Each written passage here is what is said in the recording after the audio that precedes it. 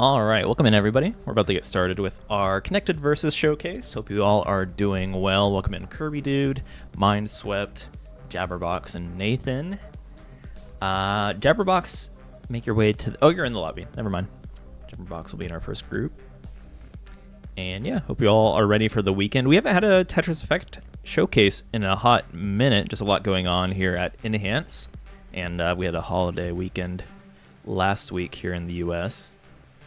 But yeah, ready to watch some Connected Versus matches. We're going to try to keep on time tonight, just so that we can support another ongoing community event, Tizago's Summer Showdown Zone Battle Extravaganza. So just be sure to be ready to play when your group is up. And yeah, we'll have about 20 to 25 minutes per group. Okay. And I believe Rhythm and Jabberbox have found their way to the lobby. And I'm Austin from Enhance. Welcome in, everybody. Hopefully my background filter doesn't act up here. But, okay. So yeah, we're about to get started. It's like Jabberbox is opting to be the boss. But yeah, anyone have any Tetris achievements as of late they want to share? Kirby Dude, I believe you are a Luminous player, right? So I'll be interested to see how you fare here in Tetris Effect. I think we're just looking for Pac-Man. Have you played a lot of Tetris, or are you mostly a Luminous main, if that makes sense? People tend to like stick to their bread and butter, right? I like to mix it up and play all the puzzle games, but Tetris is certainly the one I put the most time in as a player. I reached 140k in Endless Countdown. Interesting. I haven't played a whole lot of it. That might be one mode I haven't played a whole lot of. Endless Countdown. Even on Endless and Countdown, it can be pretty hard to survive without some very keen stacking abilities. Oh yeah, 7-Eleven day. Do they really do free Slurpees on 7-Eleven? That's funny. No 7-Elevens where I am right now. Are you playing today, Mindswept? So we're just looking for Jason. Jason, if you're listening, the room code should be in the Discord. If not, we're going to have to find a replacement here. Let's see. Oh, Pac-Man is in the Discord, so I should be hopping in here. Having internet issues. Got it. Okay.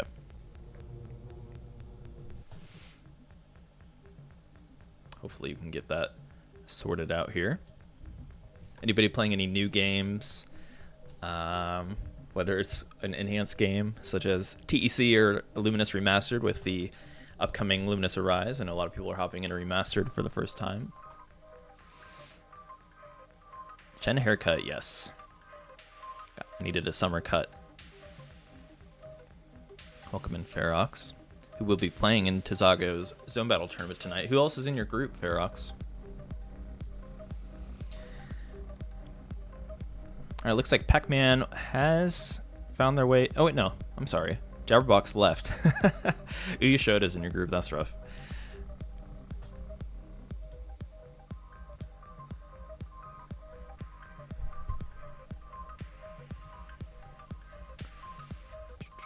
Looks like Pac-Man. Pac-Man cannot connect. Interesting.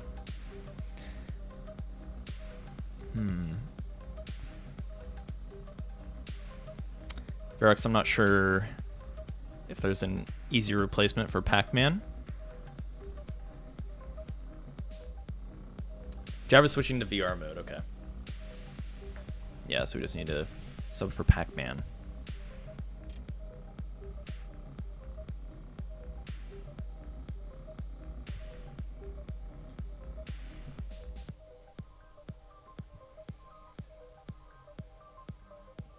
We could just do an AI or somebody with a buff, or a nerf rather, just to keep it fair. But Jabberbox, when you are ready to go, we'll try to get this group going here.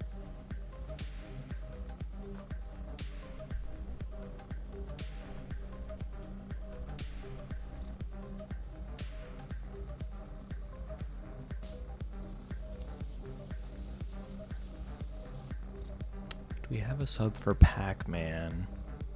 If anybody from Group 2 wanted to hop in with a nerf, if you're around and listening actively, that could be an option.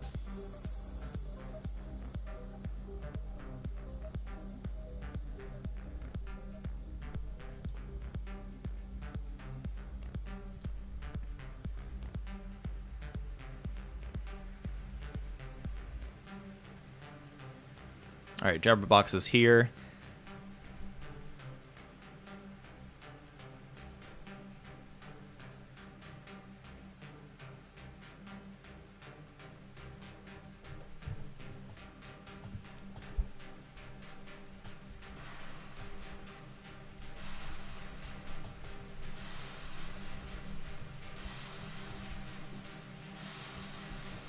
Okay, just getting this sorted out here.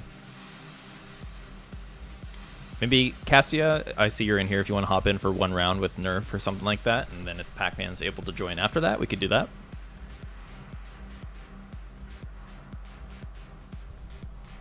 Or Ocean, either one. Cassia, yeah, you're welcome to spectate.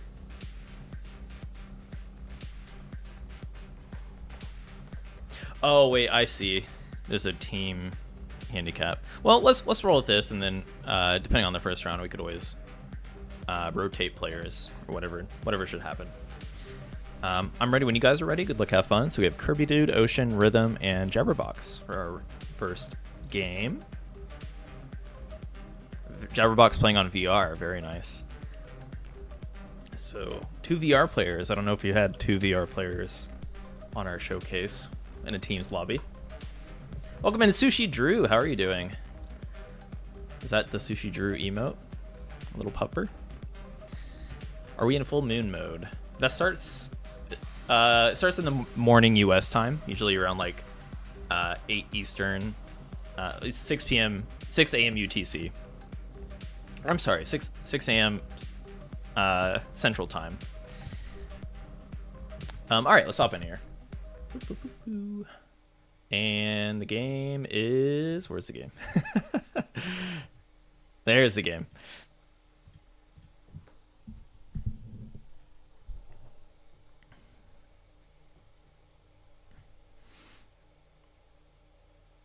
Yeah, welcome in Sushi Drew, who's been in some of our Luminous Arise videos for some genuinely fun reactions to the Luminous Arise announcement. And I believe Sushi Drew did pronounce it correctly. I don't know if anyone has been saying Luminous incorrectly. It is Luminous. All right, so off to our first team zone. I think Ocean might be the stronger player here, but within teams, especially in zone play, I don't think it's the easiest thing in the world to carry. Obviously, depending on the skill discrepancy here, but looking fairly balanced so far. Each player kind of sticking to their own lane, like their own columns, right? So Ocean stacking up in the center here, and then once Ocean has stacked up high enough, has started to help stack up the other boards, and I feel like that's the right way to do it. Just because it takes less time to navigate farther left and right, you can be the most efficient with your time and stack quickly if you're kind of sticking to your own lane, right? Otherwise, it's like when somebody's driving half the speed limit in the fast lane on the highway, right? Okay.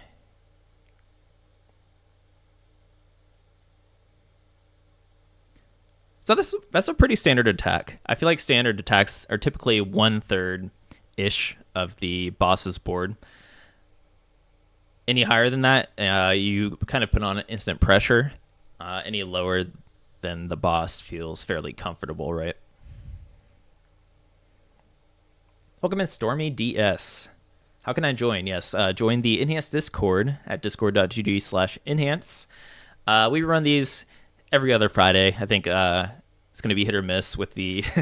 I know we're talking about it now, but Luminous Arise and whatever events are surrounding that game in the next half of the year as we prepare to release it fall 2025.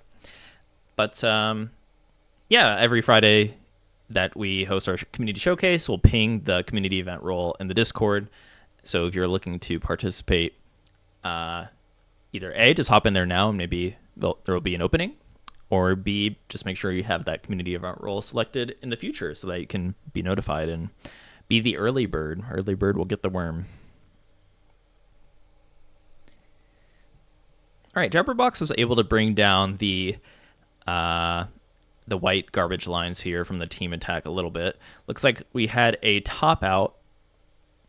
So it's just going to be Ocean and Rhythm here for our 2-player zone.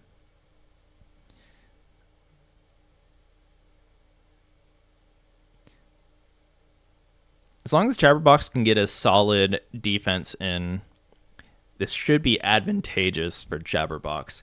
If it's not a 3-player zone, the attack power will be dampened quite a bit.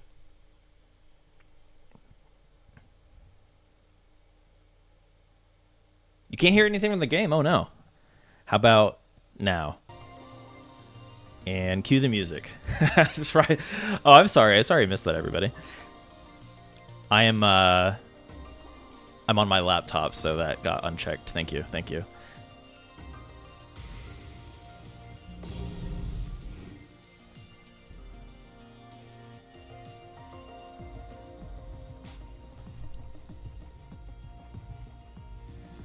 There we go. Yeah, I can never tell with you guys. Tetri and Ferox are either telling the truth or trolling me. And it's usually the latter. More so for Tetri. Ferox would never lie to me. Or one of them is lying to me usually. I'm not sure who. All right, so the boss is leveling up over time here. The longer the game goes on, the more impactful the boss attacks are. So in the case of Pisces, the fish god here, the pop in and pop out will be a little bit stronger. More blocks will pop in and more blocks will pop out.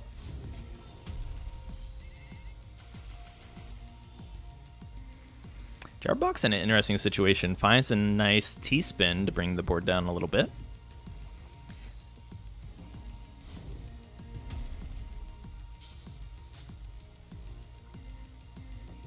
Jabberbox decided to hook up the headset for this match. I believe they're using a quest on the Steam version, if I were to guess. One of the PC versions.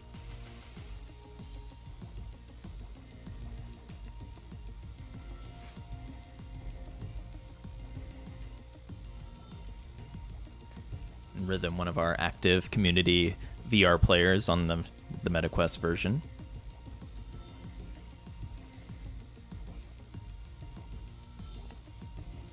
All right, I think Jabberbox is kind of, I was trying to get out whatever they could there, whether it was defense or attack power. It's a little too much pressure from the team. However, I guess it's not over till it's over. The team can make a blunder, and Jabberbox could also make a blunder and chooses to do so and tops out. But looks like Kirby Dude, Ocean, and Rhythm able to take game number 1 here.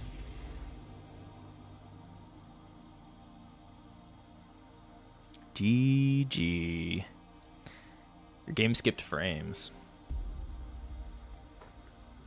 Let's see if Pac-Man's connection is working. We can try to swap Pac-Man in here. Otherwise, we can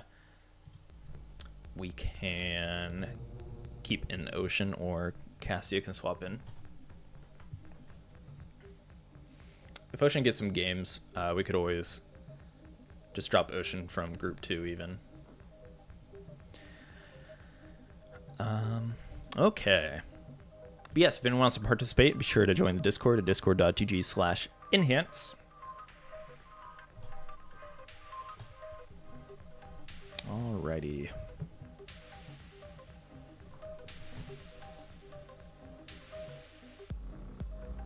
Welcome in, Coffee and Tetris. Hope you're doing well. 2 of my favorite things.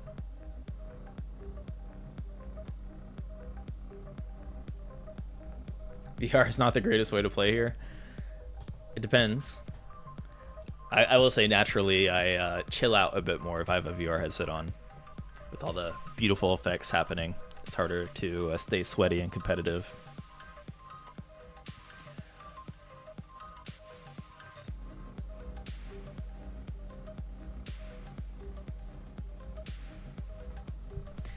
Okay. Not sure if Pac-Man's connection has been resolved here. Unfortunately, as Pac-Man has been on a hot streak for community showcases. Oh, not a problem, Pac-Man.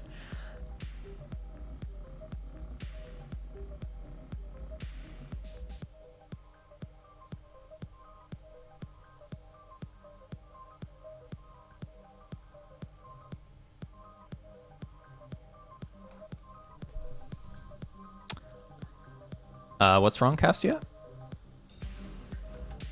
I think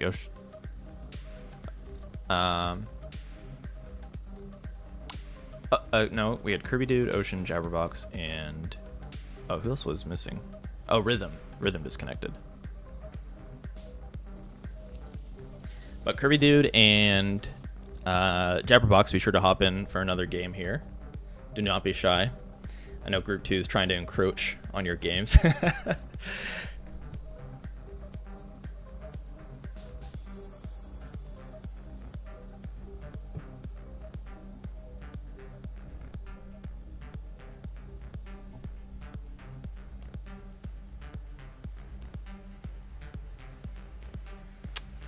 The lobby should be open now, Pac-Man, if you want to try again. It might not have let you try to connect before.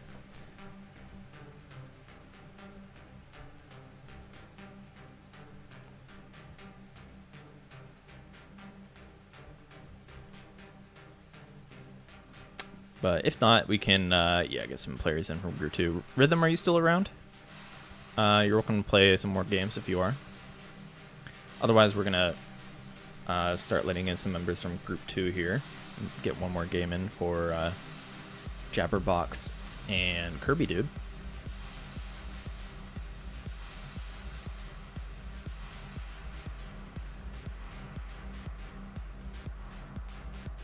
Fetch with my dog while sitting in the shade. Doesn't get much better than that. Third date for the next Luminous showcase? Not yet. Probably about a month from now, I want to say, Kirby Dude. Definitely on our minds. And yeah, we're excited. We want to do as much as we can for Luminous, so we'll be excited to do so. You've been up in your game?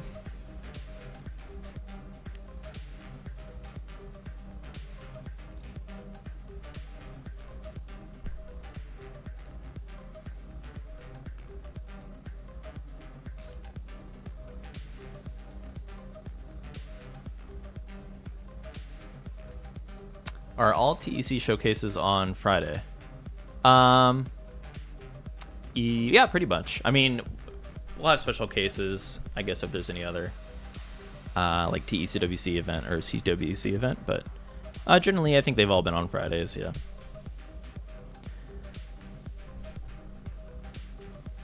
Okay. Well, it's looking like we might need to let in some members from Group 2. So I see we have some members in here already. If any of you want to just hop in here, we can't wait all day. So Ocean, Castia, if you want to hop in, or even Mike here.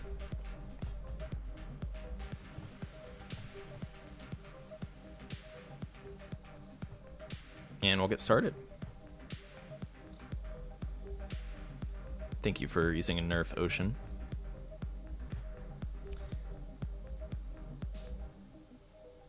All right, let's do this. Good luck, have fun. And then, yeah, if you are in Group 2, be ready to play.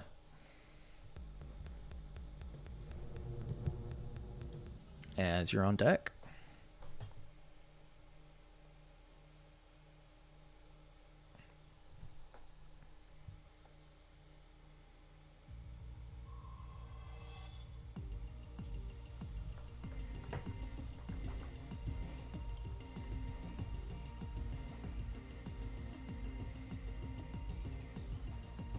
All right, not sure if Jabberbox has kept the headset on here.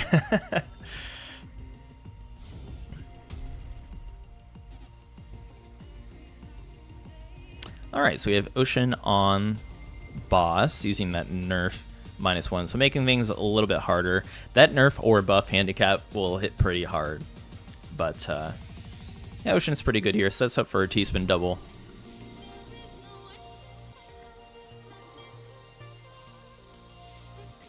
Only if they're on the Quest version, Mind Sweat. If they're using a VR headset on a PC version, it will not show.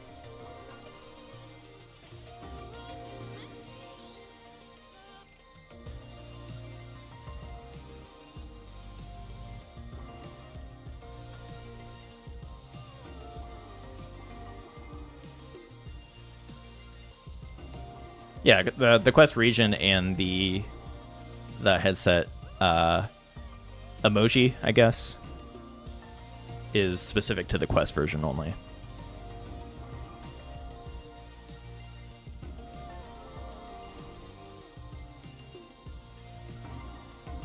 Yes, we got connected. This is also the multiplayer variant, so it sounds a little bit different than, say, the first song in the Journey mode, right? That we are all connected. Definitely the most iconic Tetris Effect song, without a doubt. Sushi Drew.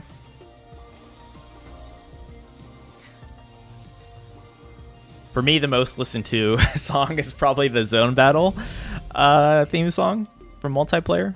It's probably my most played game mode, and it still does not get old for me. So pretty standard attack there for our team. Turns out the balance was correct with that nerf -1 there.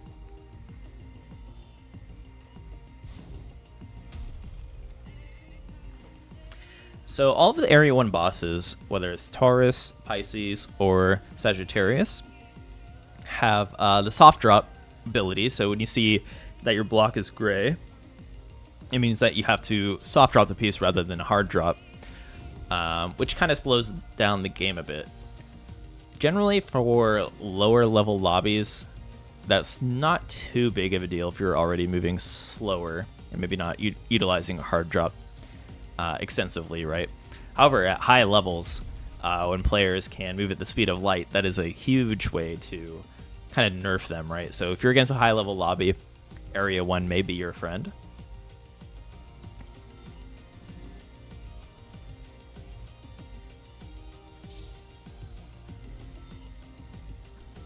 Not sick of any. Yeah, I'm kind of with you there. The only one that I know I need to be positive as I am an Indians member, but the only one that can get old to me is the Tetris like old school theme song, like the one from Game Boy, if you know what I'm talking about, Koro Beneki. That's like, okay, it's been 40 years. I've had enough. So I guess within Tetris Effect, the 1989 theme song or the classic score attack. Even then, I still enjoy it, but I will need to moderate.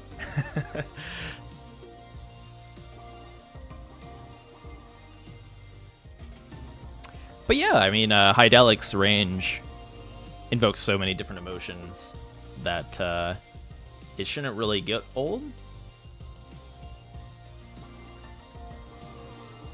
Like, the album covers a lot of different feelings and different types of music to the point where it's like you're not listening to an album of the same sound tones, for example. Okay.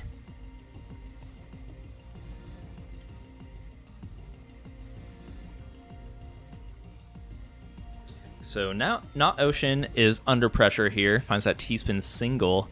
Any little bits of efficiency will help. Going for T-spins when you're up this high is also nice because it means that your travel distance with the soft drop is also much lower. So in theory, if you are a very proficient player when it comes to creating T-spin stacks, doing so at the top allows you to get higher scores.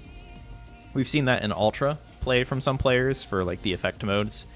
Although it would omit your ability to go for a lot of perfect clears. If you stack up quickly and start T-spinning towards the top, you can get a lot of score quickly. That being said, Not Ocean is in trouble here. Mike and Jabberbox contributing a lot of score to the team zone, and that's going to hit pretty soon. And Kirby doing a hell of a job, considering they are a Luminous player.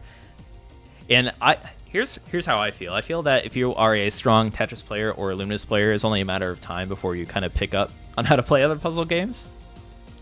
I think you have kind of you're wired for it in a sense. If you know how to be good at one puzzle game, I think you can know how to learn other puzzle games.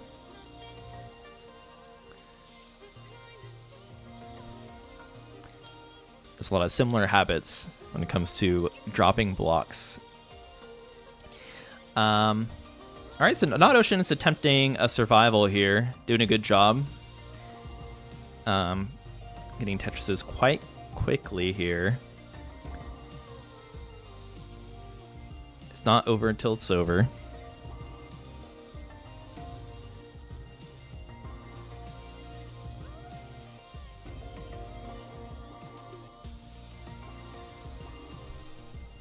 All right, and the team zone is about to end here as we see the meter around all of our team player avatars coming to an end. 112 attack. Can this be blocked? It cannot. That was a good effort by Ocean, though. Scoring several Tetrises to try to survive, but the team did not make any major blunders and was able to take the dub. Bear in mind, Ocean did have a handicap set up here just because of the skill discrepancies, but yeah, the team did an excellent job. So nicely played. Thanks, Kirby Dude, for making it out to your first showcase in Jabberbox as a regular for Group 1. We're going to hop into Group number 2. So if you're in Group 2, be ready to play. How many members are in Group 2 here? Ocean, if there are more than 4 members, if you want to sit out a few games since you already got some matches in, that would be awesome. Okay, so Shock, Boom Blixer, Ocean, Cassia, and Mike make your way to the lobby. I think a lot of you are already in here. So Shock and Boom Blixer looking for you. And we'll get started.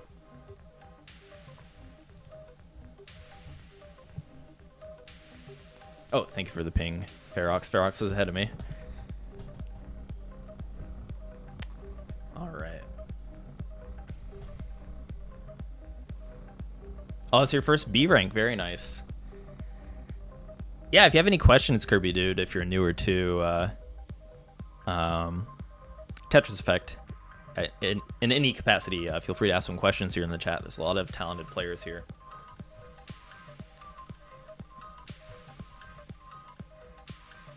And that goes for anybody. I think hopping into connected versus, if you haven't played a whole lot of multiplayer yet, there could be a lot of jarring. There's a lot happening in connected versus. It's a bit of a chaotic mode, which is part of the fun, right? So if you have any questions, do not be shy. All right, looks like our players are ready. I didn't see who the 4 were, but I heard the countdown. And they will be revealed as soon as this TP stops spinning here, which I hope it does. As we hang out in the void of Tetris Effect. Crazy gameplay, yes. A lot of T-spins.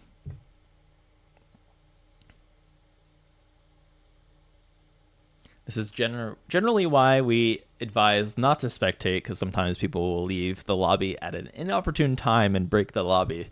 But we'll see. Sometimes it just takes a second for somebody.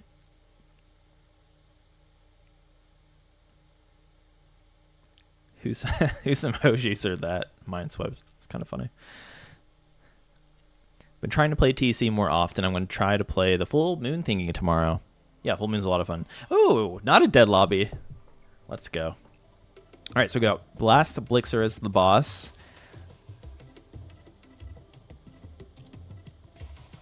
See, the avatars are loading kind of slow here.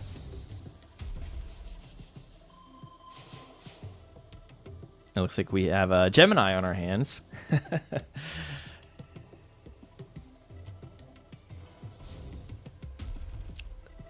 So Gemini is from Area 3 of the connected mode.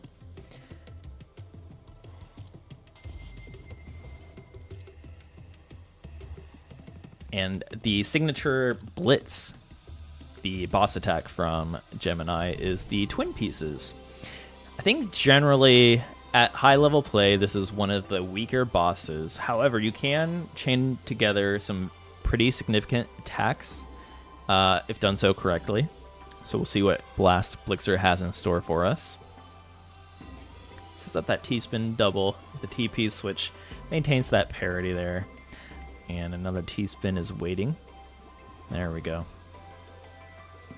One note, if you are newer to connected mode for players like Kirby Dude, Tetrises are a little bit stronger within connected versus in terms of attack power. T-spin doubles and Tetrises in, say, Zone Battle are the same attack power. However, Tetrises hold a little bit more power within the connected versus game mode or connected co-op.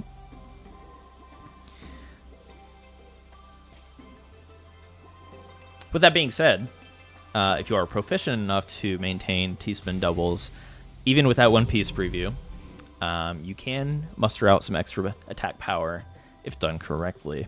But if you are newer to the mode, I just advise set up fast Tetrises. A lot of our best players still do that to this day. And then if there's an obvious T-spin double, you can go for it. Or if you're a god, you can just do a quick 6-3 with a lot of T-spin doubles. But really, with connected versus, just have fun. And don't sweat it too much. But it looks like all of our teams have had pretty standard attacks to after the first zone. About 1/3 of the board there on the boss.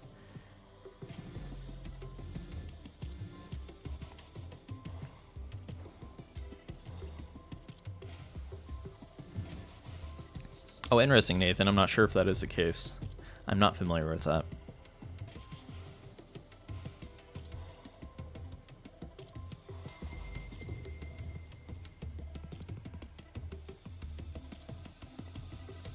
All right, so we see the team spamming pieces, knowing that they're all going to cascade and fall on top of each other. Very satisfying. It can, if you are overstacking in certain areas, create a lot of peaks and valleys where you might need more long bars than usual, but typically it's okay, especially given that these purple magic Minos can pretty much be thrown anywhere and fix mistakes to the point where you can get back to a nice clean board as the players have done. Meanwhile, Blast Blixer, I'm going to go with Blast, it's a little easier.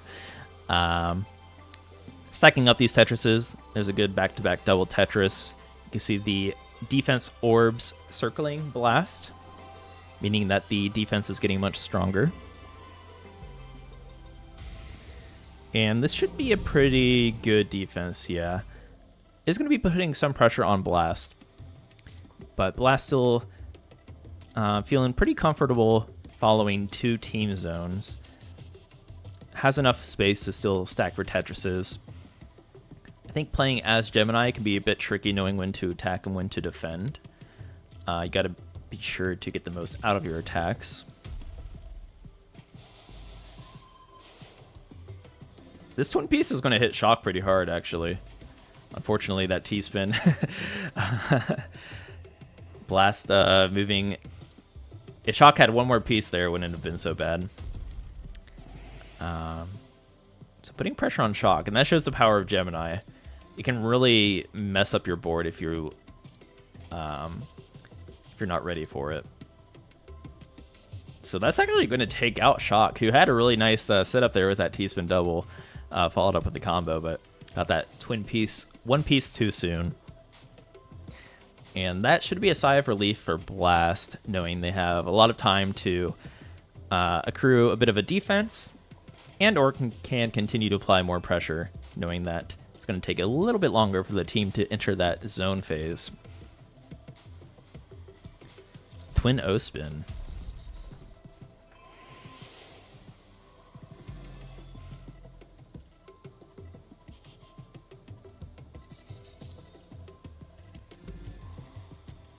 Yeah, twin spins can be Can be goofy, can be silly, or funny, as Nathan mentions.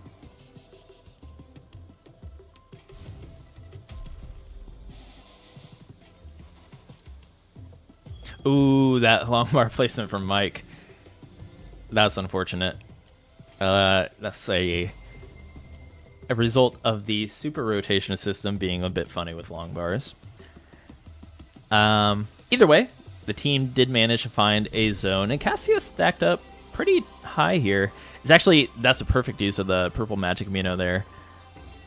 Very nice. So Cassia is looking good and can begin to start to encroach onto Shock's territory here and help out.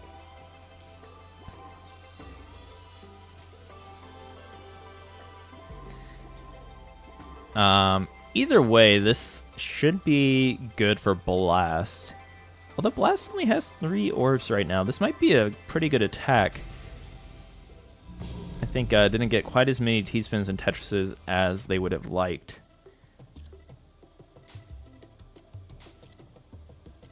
So now things are getting dicey here for Blast. Let's see if Blast has what it takes to survive here. Oh man, and that's gonna do it. So pulling out the strong 2-player zone there. That was a good match.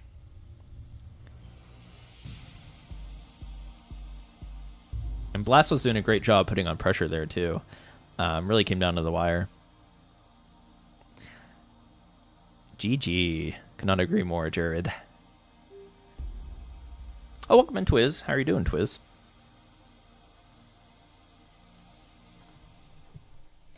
All right, so we'll have at least one more game here with Group 2. If anyone hasn't had the chance to play, be sure to do so.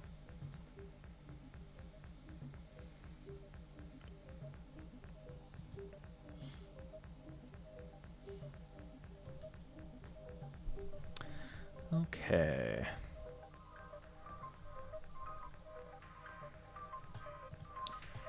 We have a lot of players in here for some reason.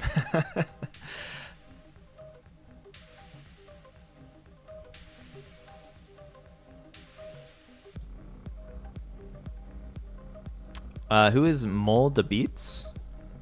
Who's that in Discord?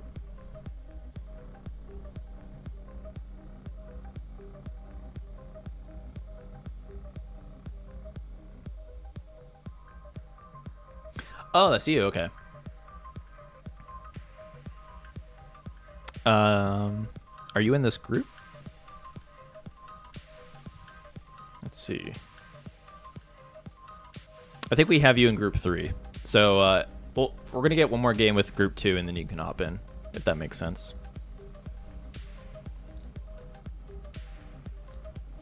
If, Mike, if you want to hop in for one more in WD. And then, yeah, then we'll get you in here.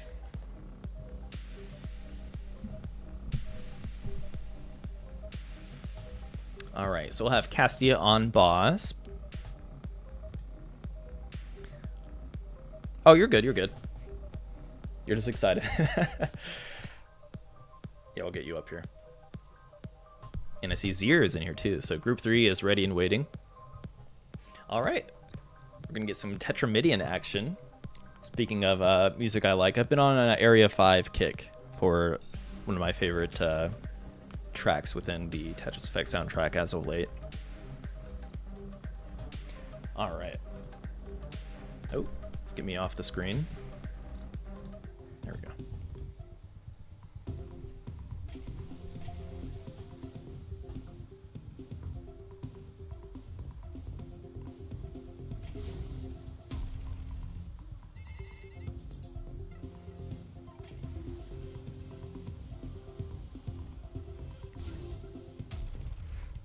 Welcome in, Tetra Pip.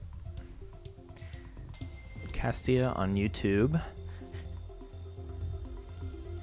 And Castia as our boss. Rockin' Tetramidian. So the gimmick behind Tetramidian is that any boss attack can occur from any of the connected bosses. So it's a bit of a double-edged sword, right? Because you can't properly prepare as a team or boss. because as a boss, sometimes you kind of know how you want to chain your attacks and such. But when you play Tetramidion, one, your your charge for the attacks is a bit slower, probably to account for that randomness that is attached to the Tetramidion as a boss. And two, it can be a bit, you're not really sure what your attacks are going to be and how to best chain them if you're trying to like go for a quick chain. But that's also your biggest strength, so I wouldn't say it's really a weakness.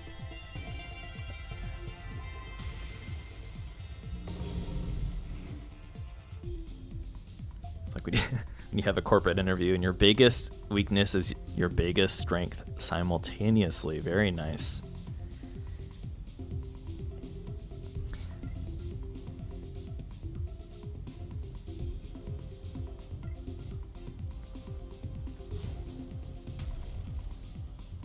All right, well, Cassia had a pretty good defense for this first attack phase.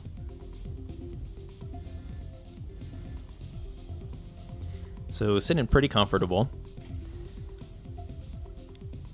We saw a Libra attack there with the gold square blocks representing the hard blocks, meaning it takes more than one line clear to get rid of it. So it's going to kind of leave like blocks in its wake, or an after image of some sort. For all of you Dragon Ball Z fans out there.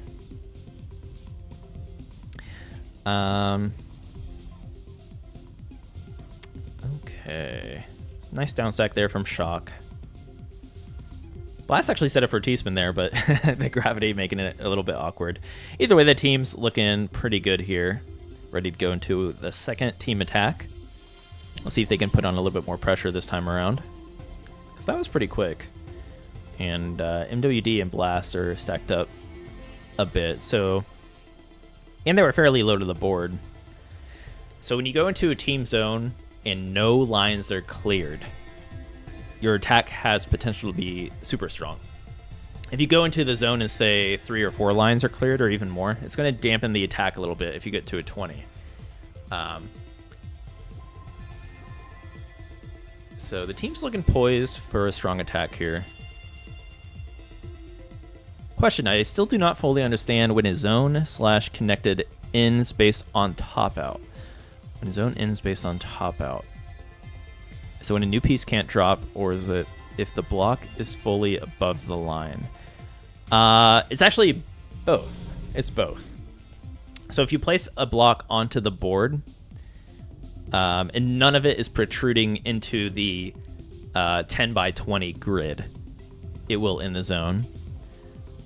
And that pretty much signifies when a piece can't drop.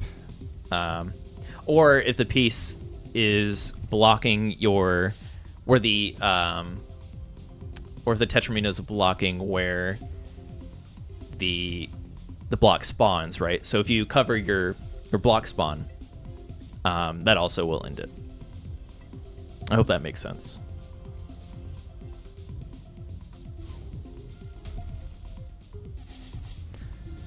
Which makes for some interesting counterplay, like Twiz is saying here with the IRS system, the initial rotation system. It kind of allows you to rotate the piece to kind of skirt around where the to avoid the spawn location.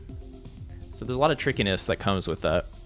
The pretty high skill cap, but generally, yeah, you just don't want to block where your block spawn, and you want to make sure that it is within at least one Mino from your Tetramino needs to be within that 10 by 20 grid, or in the case of a team zone, the 30 by 20 grid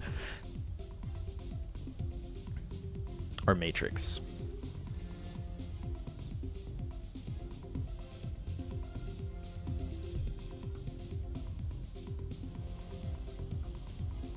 This game is controlled chaos, absolutely, especially with Tetramidion. The only Ferox says the only time you can place a piece fully above row 20 and not have it top out is if the piece itself is a magic piece. I actually didn't know that. So with magic pieces, you can because they cascade, I suppose it still counts as the Mino being within. What if it doesn't cascade down, Ferox? Will it still be okay with it?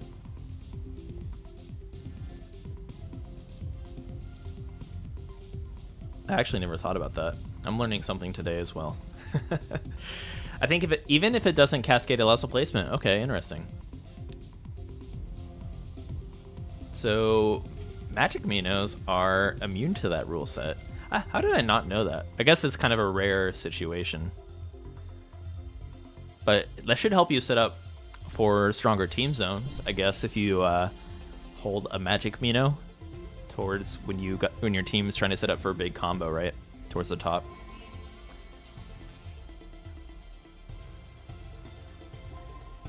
That's cool.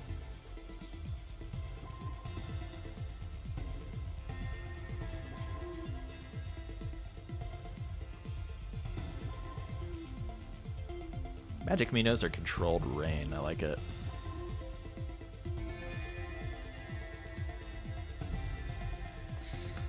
All right, well, we've got quite the match on our hands. Castillo's doing a really good job of defense.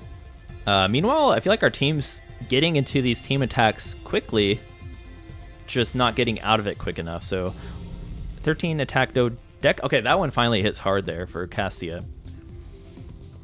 And Castillo towards the top. Now it's going to be, do I want to kind of like defend a little bit or go all in?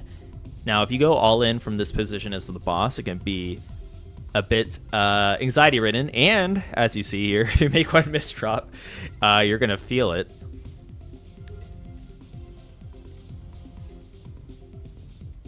Ooh, that S piece was unfortunately outside of the bounds of the matrix there. And the Tetramidian will explode into the black hole void, as we see here. All right, GG. Got a grade. Very nice. Okay, so I think that should be it for group number 2. Thank you all for participating. And group 3, you are up. GG's. That was a good round.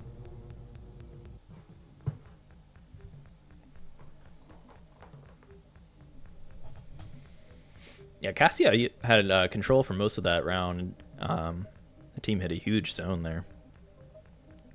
I think it was quicker than some of the other zones. So we got Zier in here. Mold the Beast. Mold the Beats. Who else is in group 3? Let's see. Let's check Discord here.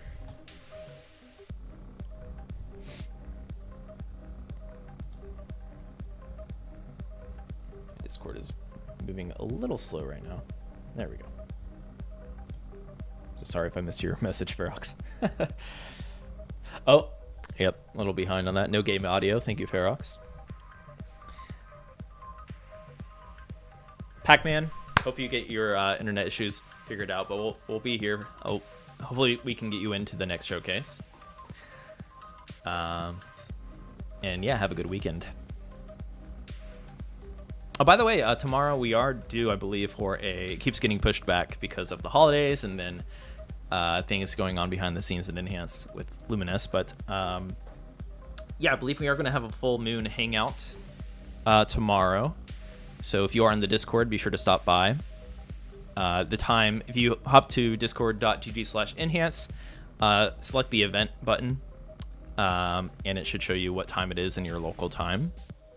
But I believe it's 5 p.m. Eastern, 2 p.m. Pacific for our US players out there.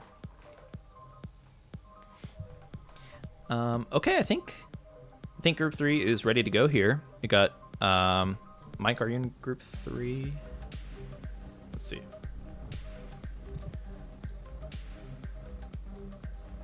Nathan, Baron, Zier, Kaylee, and Grey Beast. So Mike, sorry Mike, we'll have to, if you want to spectate. Oh, no.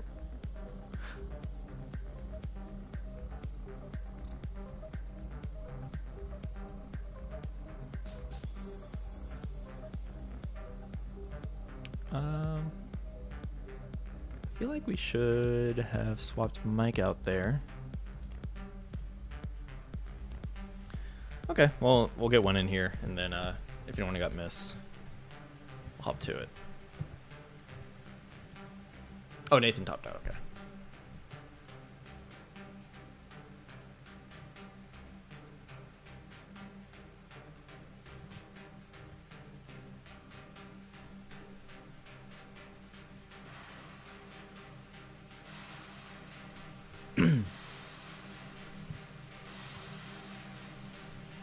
I know this isn't about Tetris, but what kind of multiplayer will Luminous have? Stay tuned. We have not revealed anything on it yet, but the upcoming demo later this summer will have multiplayer available for people to try out, so we are excited for that for sure.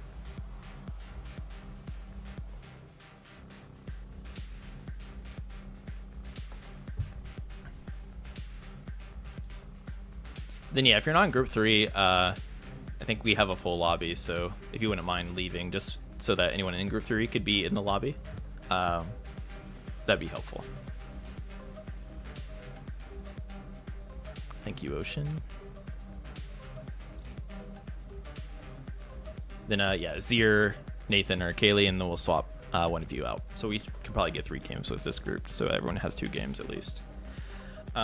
Okay. There we go.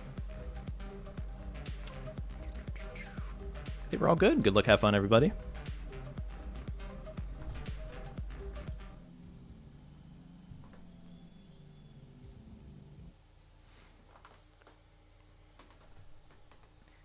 Yeah, Hydelic is in it again for sure.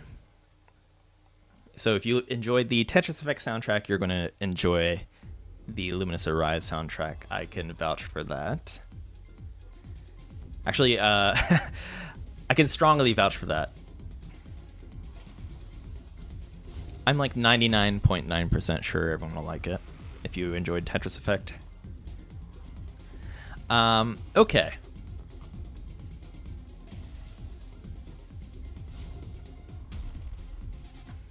So we got Nathan rocking Scorpio.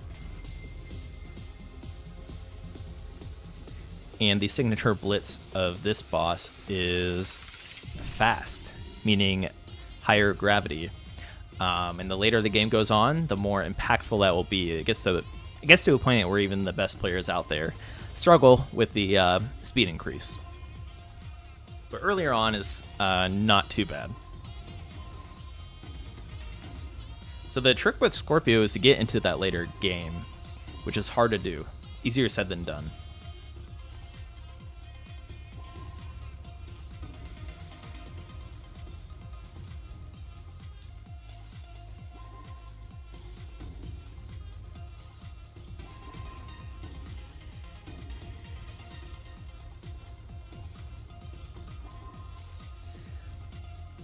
All right, mold the beats, and Zier, I believe this is their first showcase, so welcome in.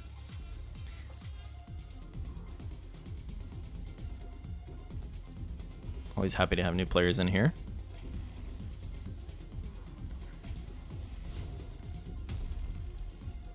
And there's that fast. As we see, it is starting to get quite a bit faster, but it will get faster than that. It'll be instantaneous, and then it'll even lock in super fast following that. So Nathan is running into some misdrops though, so this should give the team a little bit of breathing room.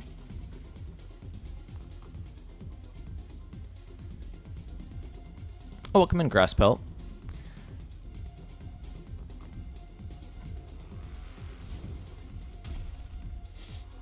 Oh my god, this is hyperspeed.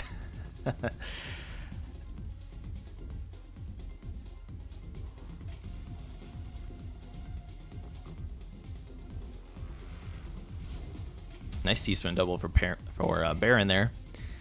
And fast is leveling up as we see. So the hardest part of the fast blitz is actually at the tail end. At some point it actually locks in faster before it ends, if that makes sense. The lock delay is decreased at the very end of the Fast Blitz once it's leveled up fully. All right, so we have a 2-player zone here with Baron and Azir.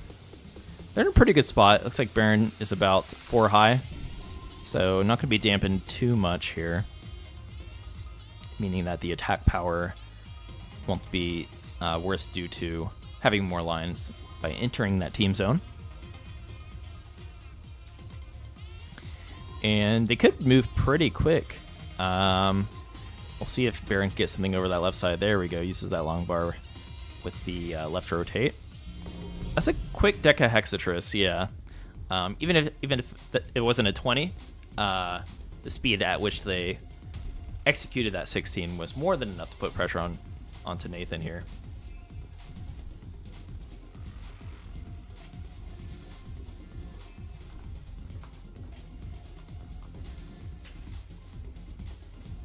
Welcome in, got you sauce. I had to work, unfortunate. We will be having our full moon hangout tomorrow. If anyone did miss today's showcase, we'll be hanging out in the Discord and voice chat, playing the full moon.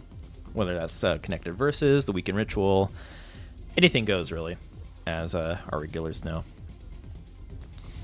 Anything within Tetris Effect. Baron went for, I believe there was a washing machine in there momentarily. Finding some clever spins to downstack here. And here's that fast blitz. I believe it is fully leveled now, so we'll see if the players can keep up with it. Now, in about 2 to 3 seconds, it's going to have a quicker lock delay. We'll see if the players can keep up with it. Oh wait, has it not leveled that much yet? Or are our players gods? They might be gods.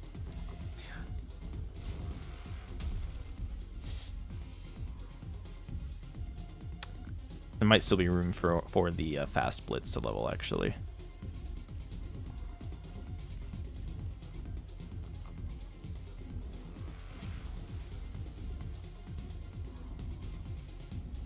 Definitely not leveled, okay. It's just, there we go. Now I think it's leveled. I think. Let's see.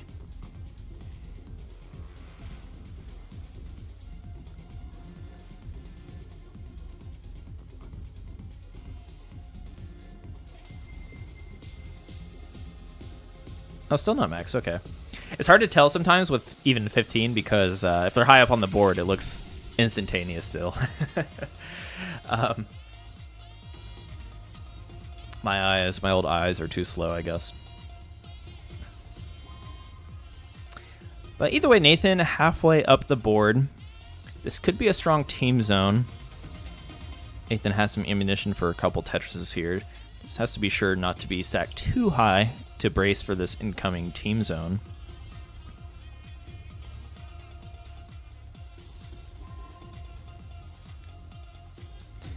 Yeah, it takes longer than I realized, Mindswept. I guess I don't play too much Scorpio to know.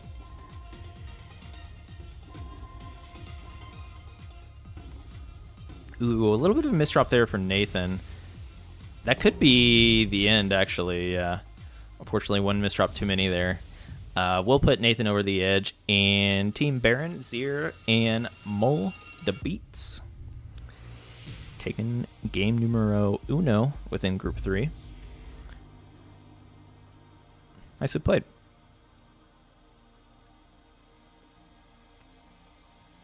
Okay, so if you want to swap out some of the players in here, or I think one for Kaylee, that would be appreciated. Try to get 3 games with this group so that everyone can try to get at least 2 games, hopefully. Or close to.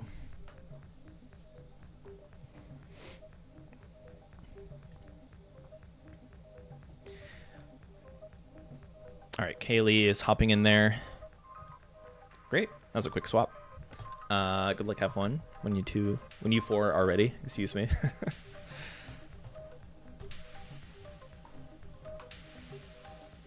All right.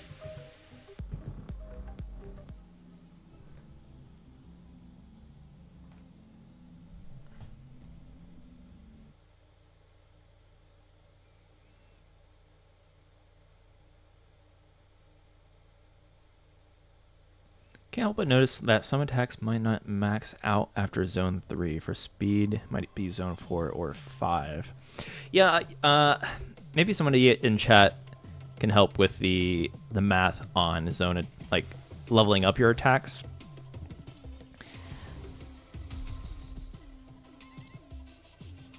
I think generally it might just come down to the speed of the player, is my hunch. So if both the team and the boss are fast, right, it might seem, you might see it in earlier phases, like a phase 3 or 4.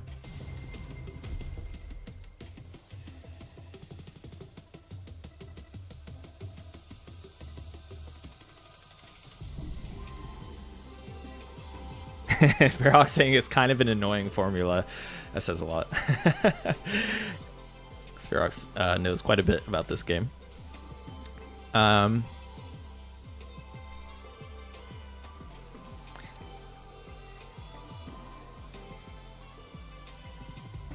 Ooh, I think that might have been a misdrop from Mold the Beats there with that long bar. They could actually make do with this, fortunately. I think Nathan will be able to move to the right side.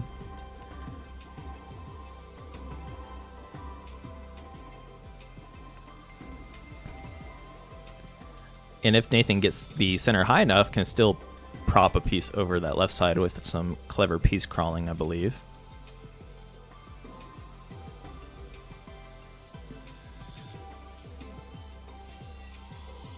Your raw attack speed matters. The team's currently filled meter matters.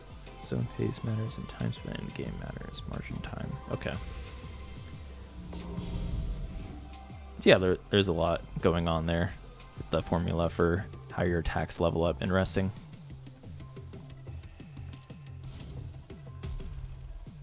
I feel like in the 6 to 9k SR range, the game is quite player-sided. Yeah, it's hard to say. I feel like, of course, it will depend on the boss choices.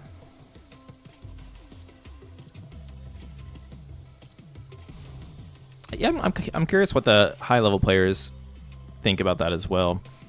I feel like from TECWC, we would see a fair amount of both team and boss wins. I'm actually not sure what the record is in our top 4 for boss wins versus team wins. It'd be some good data to pull.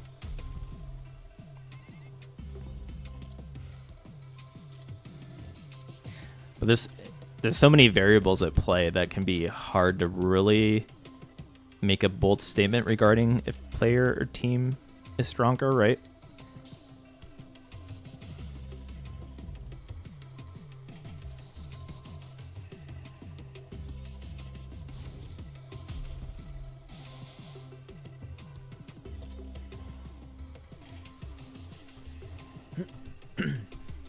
All right, so the team is about 3/4 of the way to a full zone charge here. Ooh, a little bit of a teaspoon misdrop for Kaylee, but quick skim and a Tetris to follow up.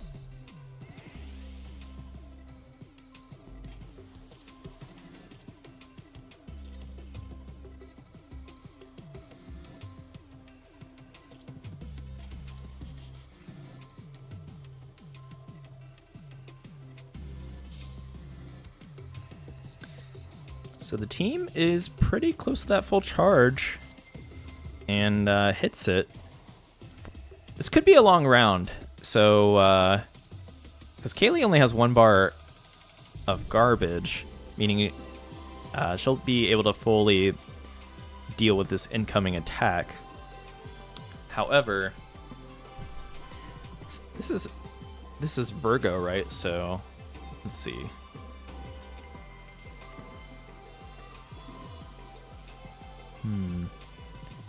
So this game could go the distance if executed correctly.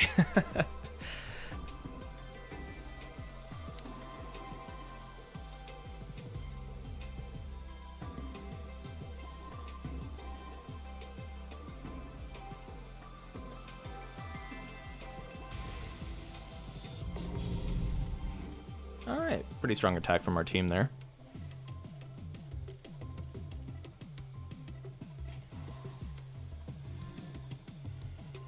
Kaylee instantly going into defense.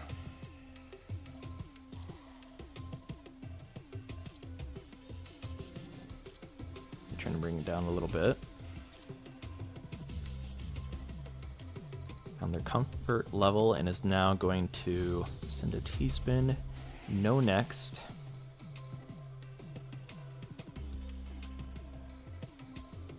So the no next and the twist effect, is it twist or shuffle? Not shuffle. I think it's called twist. Whatever the spinning effect is, where it moves your tetraminos from side to side. Those are unique to Area 3.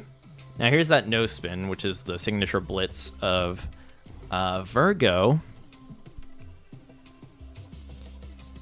And this could be a contributing factor to why Virgo matches can last a bit longer.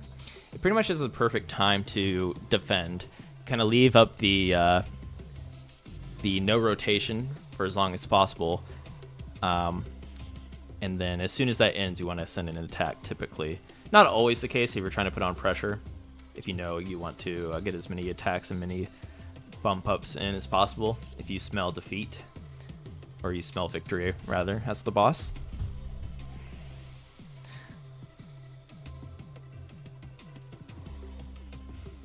But because it's such a strong stalling attack, meaning that sometimes it's the best option for the team to literally not place any blocks.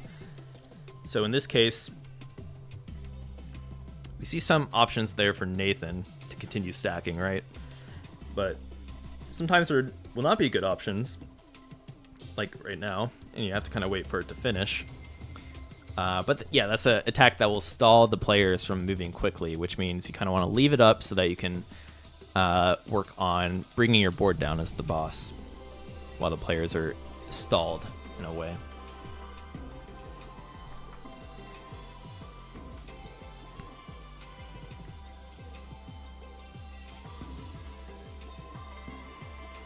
Wasn't there a 20-plus minute match with Dormy versus Virgo? Probably with Dormy as the Virgo, yeah. And I think Dormy is probably not alone. We've seen some pretty long matches in recent history with even some of the Area 4 bosses. I feel like as long as the matchup is really close, the match can go on for a very long time. With any boss, really. Of course, Virgo might happen more often because of the stalling nature of the boss. Same with, like, Broken, right? I think I'm thinking of, like, Area 4 Broken, where you kind of want to wait out the Broken attack power.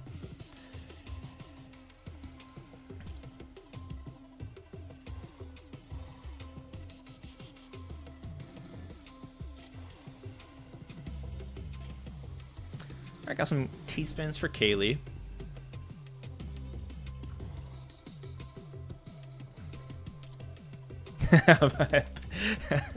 That's an interesting suggestion, Espeon.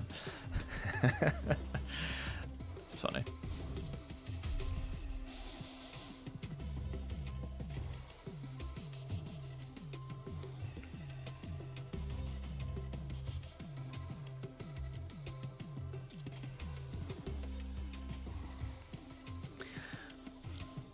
All right, a little bit of a funky board with some misdrops, I believe, unless Kaylee's just setting up for some T-spin donations here.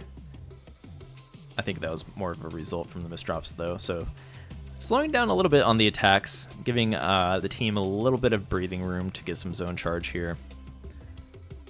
Like, thank God I do not have no spin on just yet. And there's that spin with the no spin.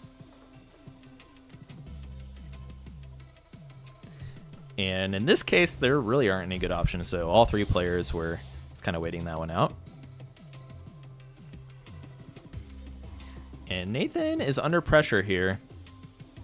And I think Kaylee understands the assignment, maybe sniffing out that some of the players are close to being topped out, so no defense is being utilized so far.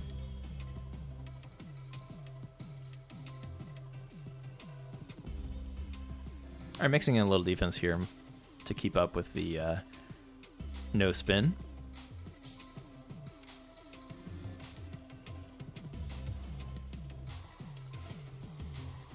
continuing to defend. So deciding not to continue to apply pressure here. Baron doing a good job of surviving. So it's going to kind of be up to Baron to clutch it out for a little bit longer.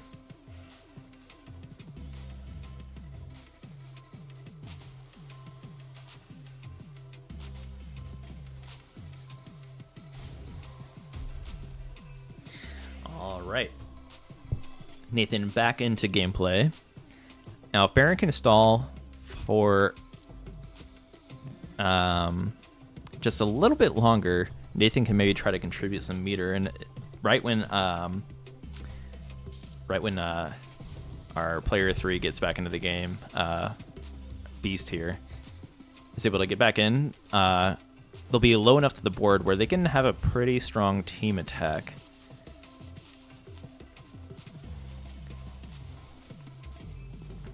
So now if they can get into a team phase right away, that'd be huge.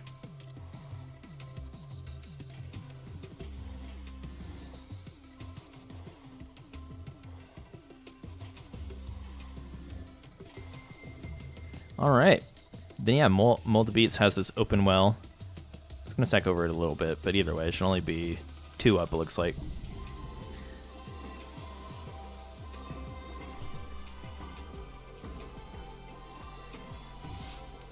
But yeah, just word of advice to any team players out there. Be sure to have, if you have the choice to have one open well to the bottom, you want to take it. As if you enter that team zone with no lines cleared from the cascade effect, it ensures you'll have a very strong team zone. Or allows you the highest potential for team zone attack power. And so far, so good for our team. Kaylee finding some T-spin doubles in there with that. Ooh. That's a huge team attack. I think more than Kaylee was ready for. We'll see if Kaylee's able to downstack out of this. And not quite. So the team with that master zone able to take the game. GG.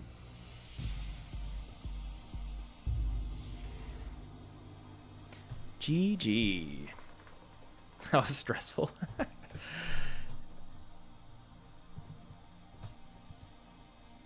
Baron, you're not supposed to let people know that. Gotta say, that was a piece of cake. I had a coach in sports that wouldn't let me, like, put my hands, you know, like you're tired and breathing heavily. Sometimes you'll, like, put your hands on your knees or something. My coach never wanted me to do that just because it'd be revealing that I'm tired. That's the Ohio sports way for sure. But anyways, all right. So Zero's hopping back in, gonna tag team in. And looking like we'll have Baron, Kaylee, Zier, and Mold the Beats. Let's do it. For people like that, coach.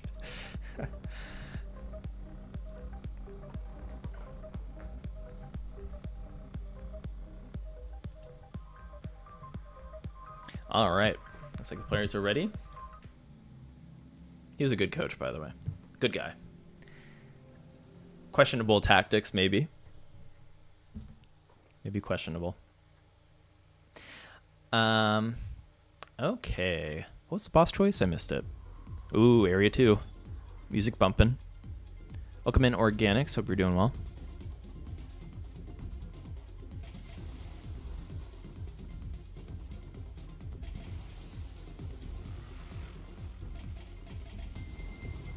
Some Scorpio action. Everyone likes Scorpio, right? It's fun to play against. Does anyone not like playing against Scorpio? I feel like Area 2 has some of the funnest bosses to play against. Has a good soundtrack. What's not to like about Area 2? I even like the hard blocks. I don't think everyone likes hard block attacks, but yeah, Area 2 can speak to me. Area 1 is torture. At least you have an angelic voice singing We're All Connected.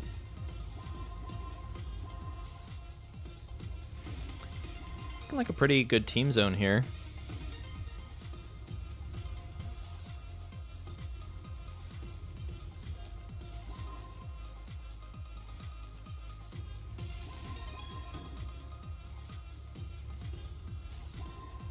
Ooh, this is a 20?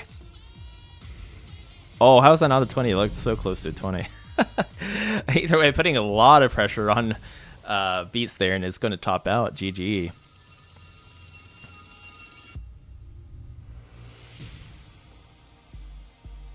That was a huge zone attack, catching Beats off guard a little bit there. Okay, I think we have time for one more. Either we can run this one back, or if one person from Group 3 wants to get another game in. Actually, you know what? I think we should probably call it there. I think everyone got 2 games in, right? Let's see. And that Virgo game lasted longer.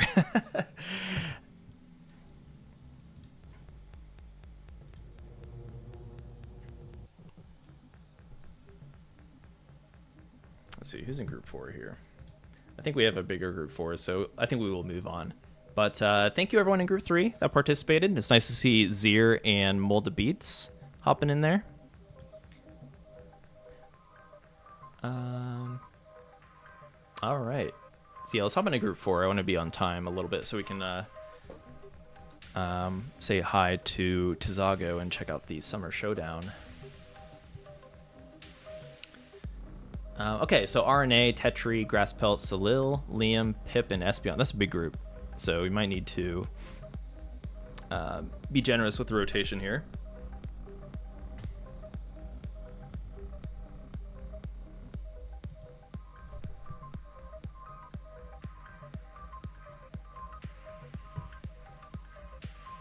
And then, yeah, Molda Beats, if you can sit this one out, that would be appreciated, so that Group 4 can hop in here. Thank you. And good games. So Espeon or Tetrapip, whoever is first into that slot, or whoever wants to play boss even.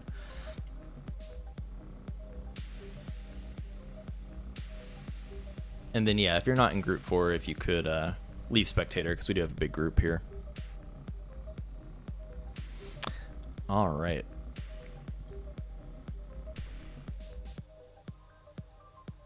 I think I'm ready when you all are ready.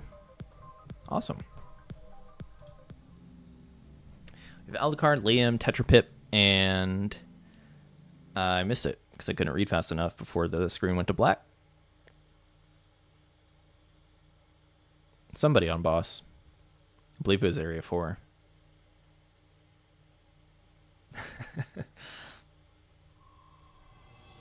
Grasspelt. Okay, we got Grasspelt on. Which Zodiac is this again? Why am I drawing a blank here?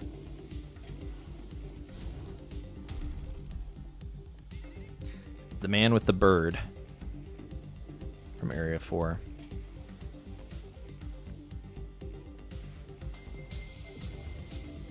Tetri, we'll get you in next round.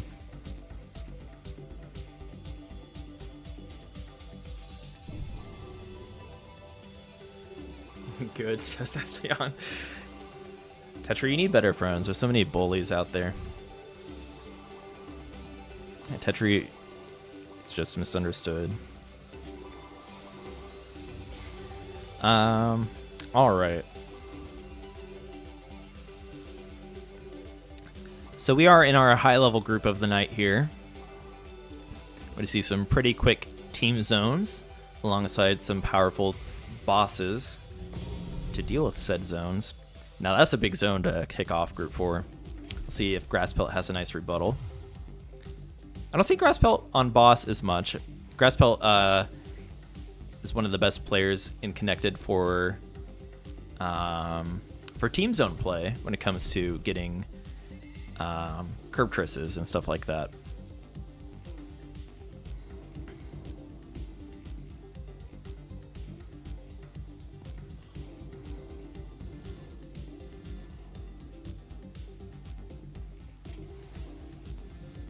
It's on site if we ever meet Tetris. Dang.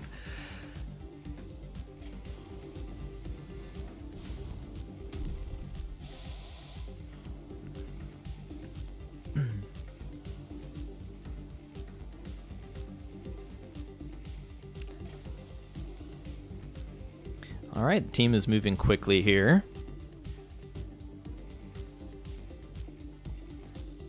Graspelt finding some nice spins there to alleviate an awkward board situation. And it looks like they're going to be one up here with Liam being the low point there. There's potential for a strong team zone.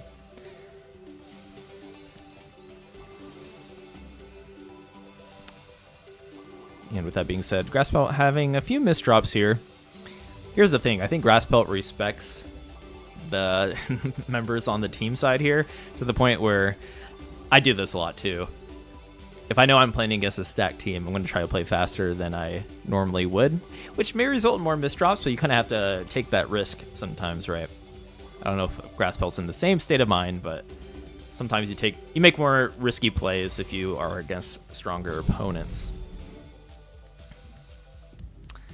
And Graspelt is pretty good at IRS. Maybe he'll be able to at least survive for a little bit here by pre-rotating the piece before it spawns in here.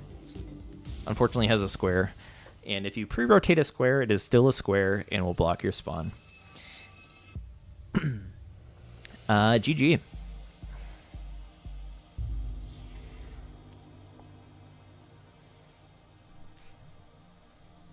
All right. Pip is too good, says Tetris. This works out. Get some quicker rotations going here.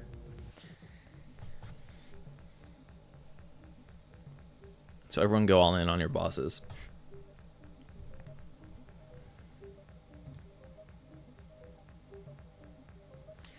Okay.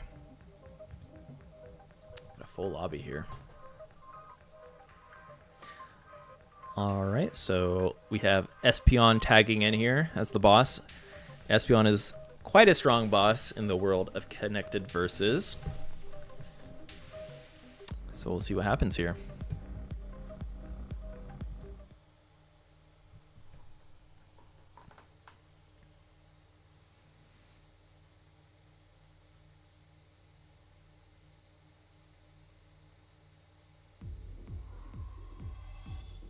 Square IRS shifting left or right. That'd be... Yeah, I don't know about that. That would be something. Alright, so we have the Cancer Zodiac, aka the Crab. First boss in Area 2. This is one of my favorite bosses to play against. I play it a lot as well. I don't know how strong it really is in the grand scheme. I think in the right hands, any boss is strong. Whether or not that's going to be my hands or not. I just like the balance of the attack. I guess it's like kind of a stalling attack when you get unstable later on. But I also like playing against it as a player. And you know what? I just want good vibes all around when I'm playing Connected Versus, so I want to pick bosses that I feel are fun for you to play against, right? Maybe that's my style.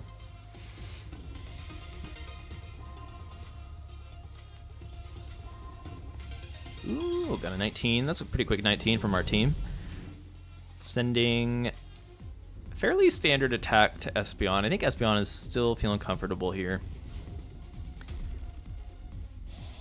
Pretty good defense considering how quick that Perfectress was.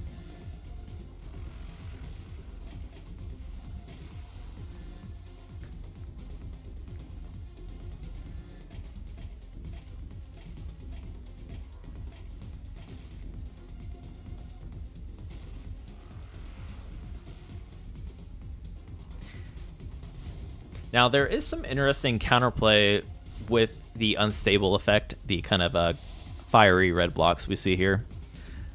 Sometimes you can intentionally blow up certain areas of the board. I'm not very good at doing it. I know it is an existing counterplay It's probably not always the right play, but hey, it looks funny. Grass Pellet was trying to intentionally blow up that side of the board there for a moment.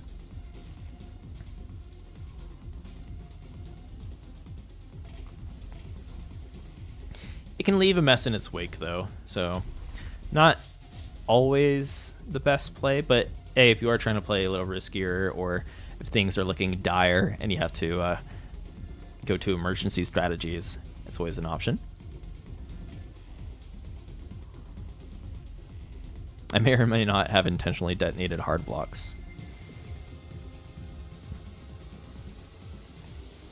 All right, well, the team is looking good here for this zone. Tetra Pit with an open well in the center. And I feel like if you were to make a choice, typically you want the player in the center to have that open well, because the left and right player can more easily gravitate towards that middle, less travel distance. But the best play typically is whoever has a cleaner board will take that open well, just so that zone attack isn't dampened at all in terms of attack power.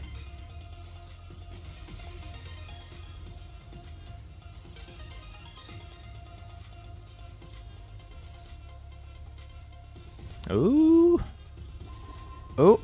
Ooh, got a 20. Huge attack. Ooh, putting a lot of pressure on Espeon there. Very nice.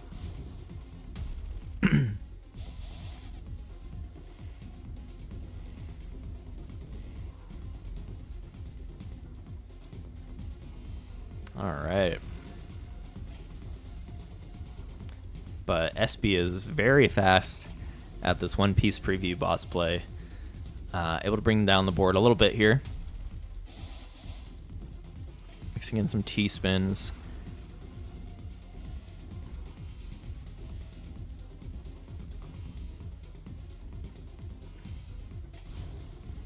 All right, interesting resolve there. Kind of curious how long Espy wants to stay on to this unstable. It does look like Espy will enter defense, as there is like a soft speed nerf for the team typically with unstable. Sometimes there isn't a good choice. Looks like Salil is just going to wait this one out. It's going for a survivor. It's a little generally, in my experience, I know Salil doesn't play ranked really, but in our community showcases and from what I've seen in our weekend full moon hangouts, which by the way we have one tomorrow, Salil is hard to kill in connected mode. Generally does a great job of handling most all team boss attacks.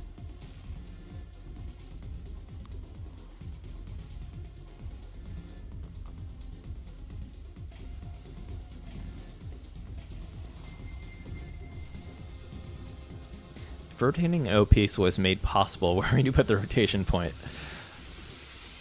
That's funny. Yeah, I think O spins, as much as everyone wants them to exist, I feel conflicted. Because yes, O spins are funny, but I also don't know if it's a good thing. But funny is a good thing, right?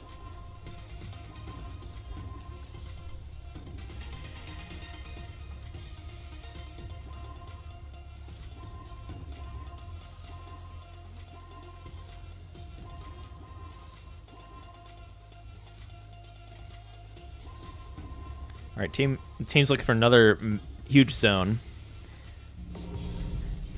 So that time we saw maybe the downside to trying to get a 20, right? Sometimes if you're fishing for it too much, it'll allow the boss to get some extra defense in. So there's a bit of a balance when you're trying to go for an ultimate Triss play. Either way, Espeon is still under some pressure here in the top third of their board.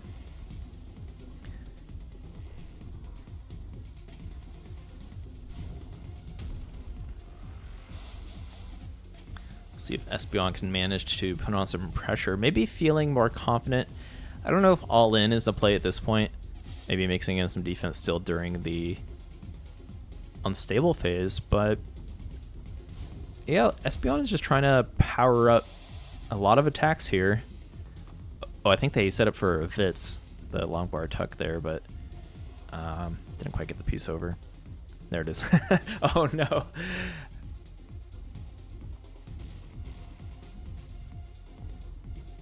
Okay. Brought the board down. It's going to defend a little bit. I think that should help apply some aggression anyways, so probably the right move.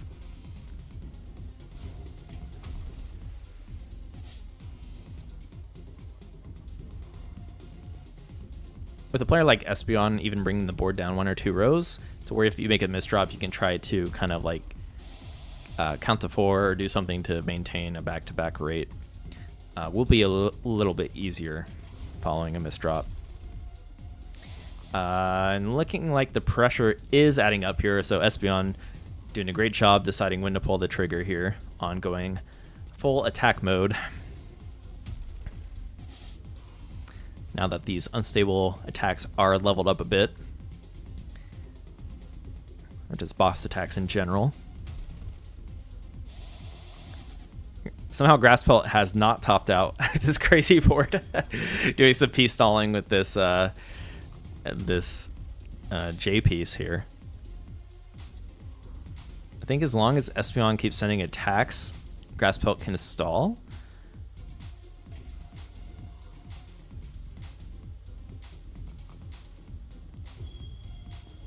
And this time Espeon is not sending an attack.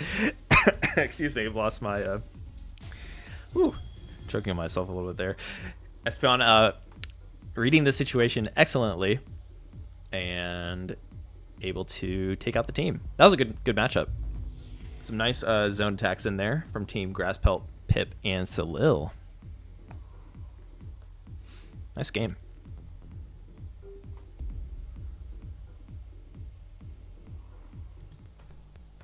Excellent game.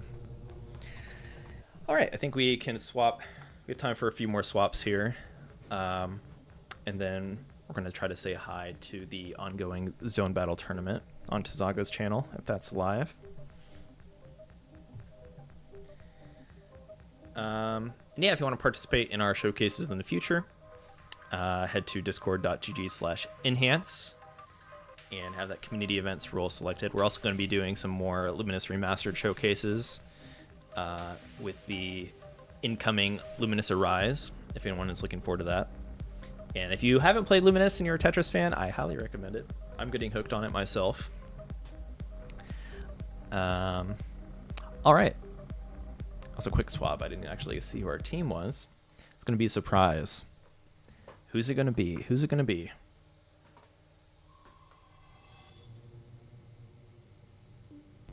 We've got Alucard, Salil, and Grass Pelt versus Liam.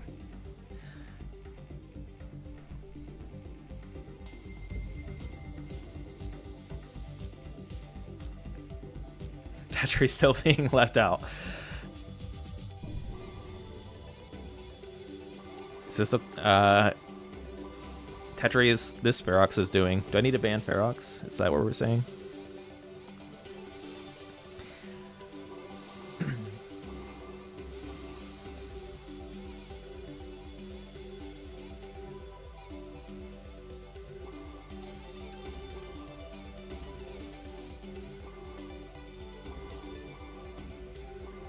All right, team, moving pretty quick here.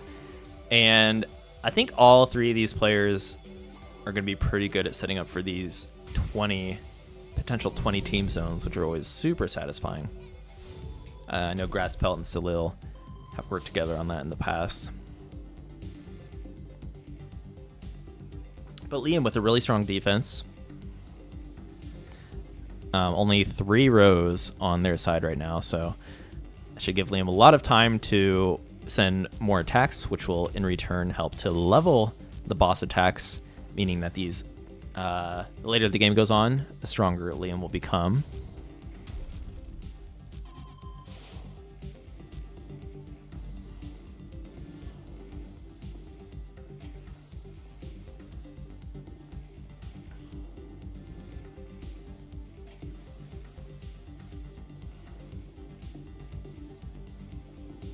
Now, Capricorn here has Pentamino, Trimino, and everyone's favorite Blitz attack, the broken attack. Now, broken can be seen as a stalling blitz, meaning that there's a lot of situations where you wouldn't want to place any of your broken pieces.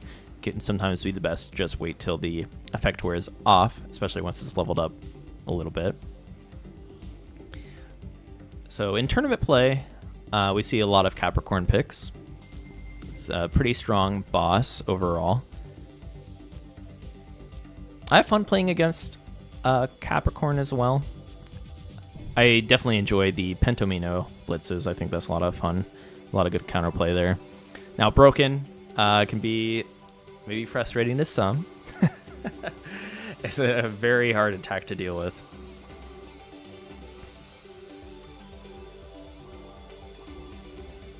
But generally, I like to play against the boss because it makes you think about the game a bit differently, even if it is a stronger boss.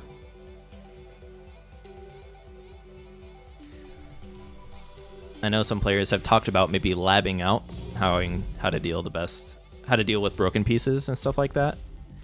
I think there's still some room for discovery when it comes to dealing with the broken spins and stuff like that.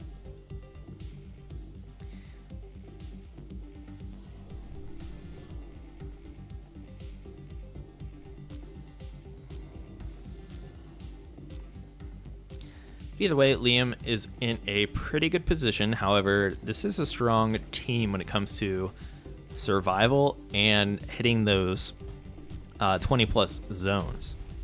So even if they're behind right now in terms of like macro play, there might be a good flip-flop moment if they're able to get a 20-plus zone and send a massive attack towards Liam. Especially with the survival abilities of a player like Salil on their team here.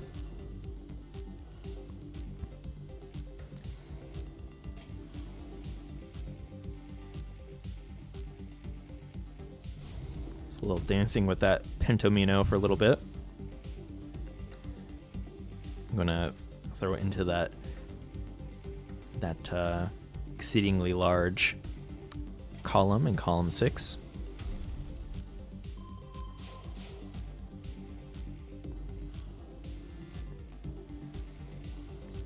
Now we have some broken in play. Not quite leveled up too much yet. It's actually not as bad to deal with right now, but the longer the game goes on, the harder it will be to deal with it. Like we can see from ally card stacking here, there's some good options there with the broken pieces that were dealt.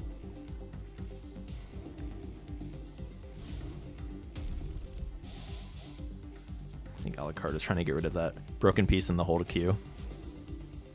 Don't want to sit on that too long. Fortunately, yeah, I believe she's just a little too high up on the board there, so I'm going to top out, and Salil and Grass Pelt. We'll see if they opt for a 2-player zone or try to bank on getting Alucard back in the game, which I think is the right play, especially since Liam doesn't have anything to defend, right? It's going to be more so like, hey, can we survive this long to make that play happen? And that's easier said than done. Still has a lot of room to work with.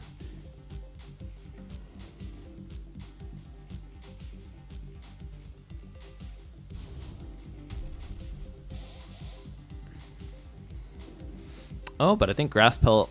Okay, we'll see if Grass Pelt can stall this as long as possible. Oh man, that was a rough high stakes. But Alucard is likely to get back into this game. Oh wait! Ooh, alright. Oh man, that was close. Turns out Grass Pelt was our survivor with these crazy stalls on the piece rotation here.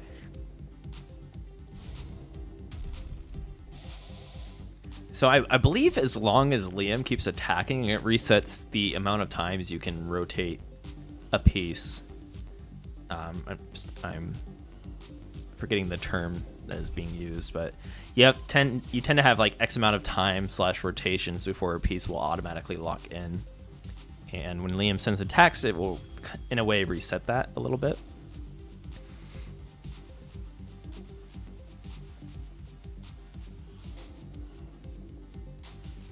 Yeah, 15 actions.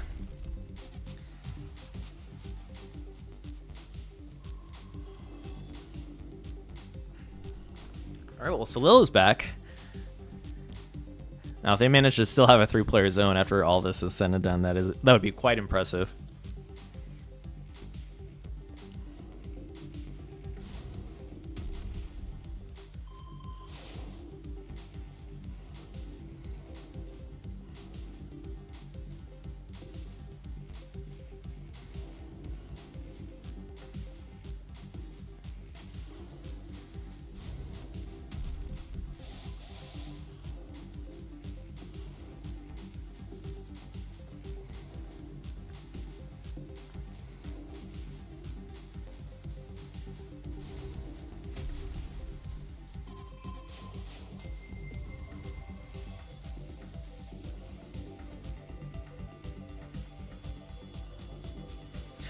All right.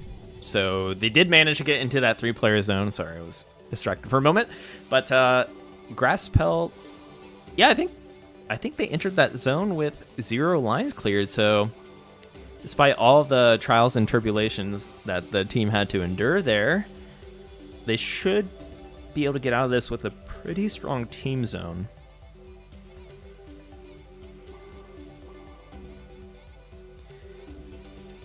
And quite frankly, against a player like Liam, who's been playing extremely clean, I feel like they're going to need a big team zone. Grasspel, I think, maybe accidentally blocked the Q there, or was intentionally going for a clean 17 attack there. And did put Liam halfway over the board, so still a pretty strong attack. However, it's just Liam, no matter how big the zone attack was there, was ready for the impact, being at the very bottom of the board. So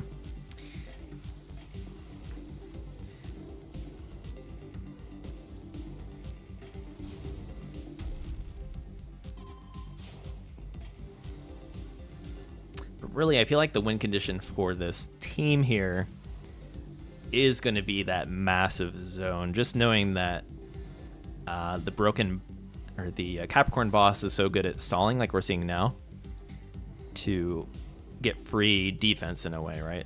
And the team's only a quarter of the way, and Liam was able to shave down 2 to 3 lines there. So as this match goes on, Liam should get close to the bottom if correctly defending during all of the stalling phases that the broken attack will bring. Now, if we get more Pento, or does Trimino even appear this late? Oh, here we got a Pentomino. Okay, so there's some counterplay here. This can be dealt with. Still a different skill set, but not nearly as bad as Broken. You will get that star piece that we see from in the leveled up Pentomino that Salil has coming up next year. That could be a little bit harder to deal with. It's kind of the evolution of the T piece.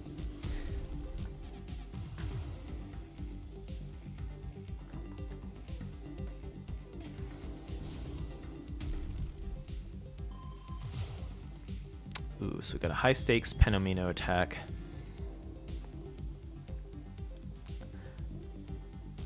Okay, Alucard finds a decent solve there.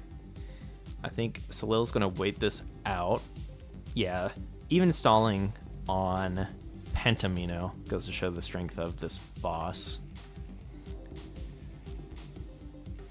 Pentomino combined with high stakes.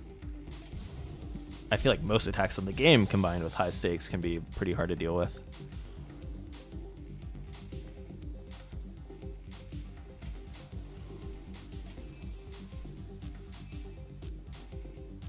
Trimino are worse than Broken? I think that is a very hot take, Mindswept. What's the argument there?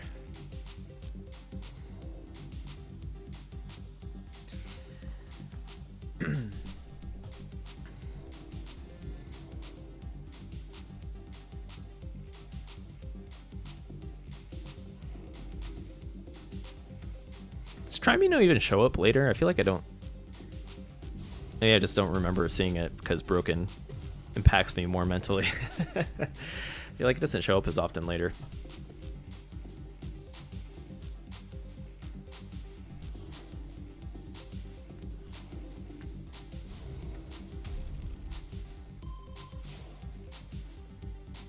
Upstacking takes forever on Trimuno. That's a good point. That's a good argument. They're slow since they're missing amino, and the rotations throw them all over the place. They have no useful spins. I think you can still get like a T-spin single. Can you get a T-spin double with a Trimuno? Probably if you treat it like a T-spin triple setup, right?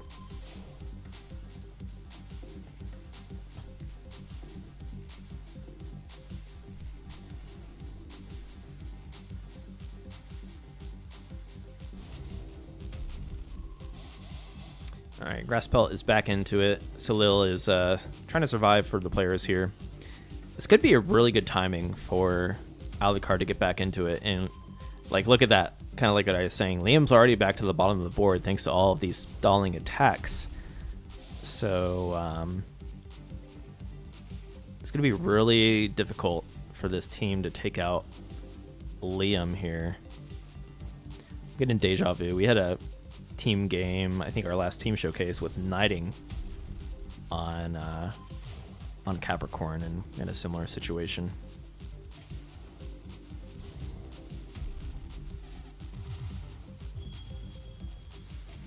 Grasspelt does top out there. It's a little still hanging on.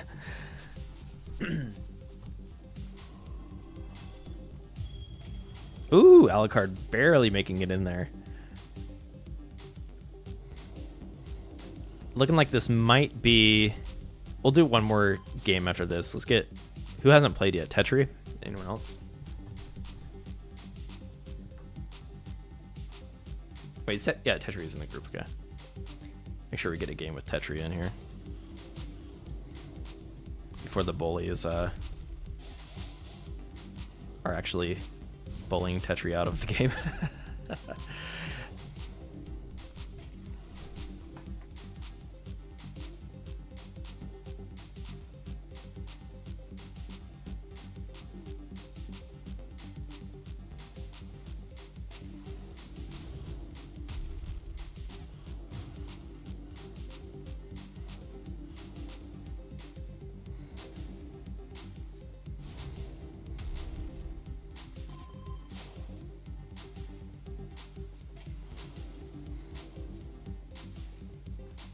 All right, so Alucard is hanging in there.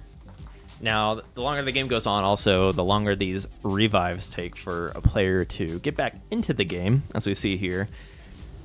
So this is a difficult task for Alucard to stay alive. It's like Salil's going to be first to revive here.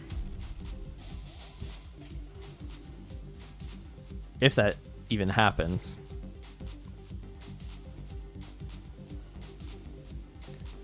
All right, Alucard getting some line clears.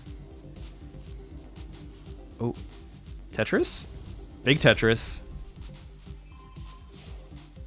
That was a risky Tetris, but kind of necessary. We have that hold piece. Oh, man. Oh, no! The no next. I think there's a square. And unfortunately, Alucard tops out.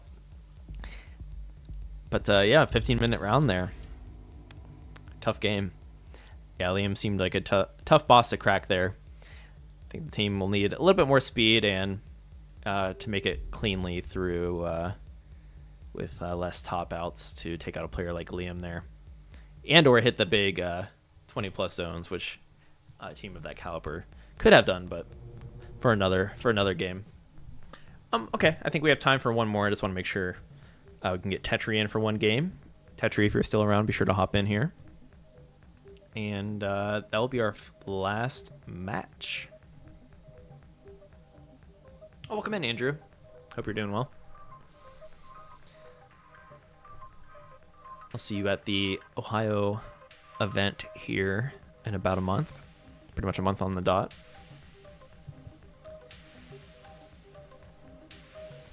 Tetris still here?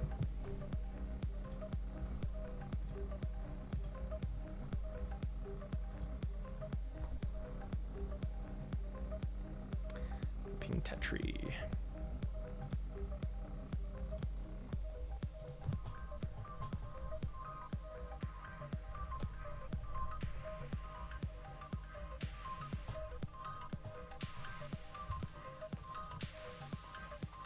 Tetris probably asleep.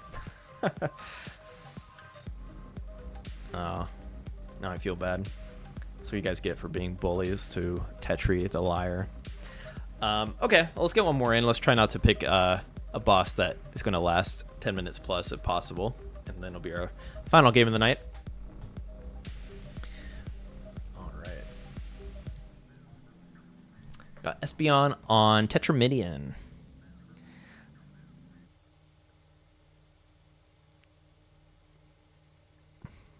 So stoked for Luminous. So am I. Yeah, we'll have some Luminous remastered showcases coming up here in about either later this month or early next month. And yeah, Luminous Rise coming out fall 2025. Let me plug it. I haven't plugged it in the chat.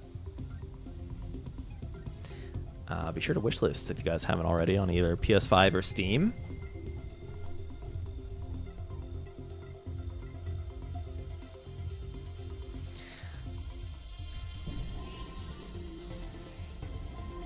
Yeah, no, we have a lot of our Tetris players in here, but if you haven't tried Luminous, totally recommend it. I've been getting hooked on it as a Tetris main, and I feel like with the love that the Enhanced team is putting into this project, anyone that likes puzzle games is going to be into Luminous Rise. I've been doing a lot of vouching tonight, but I think I can vouch for that.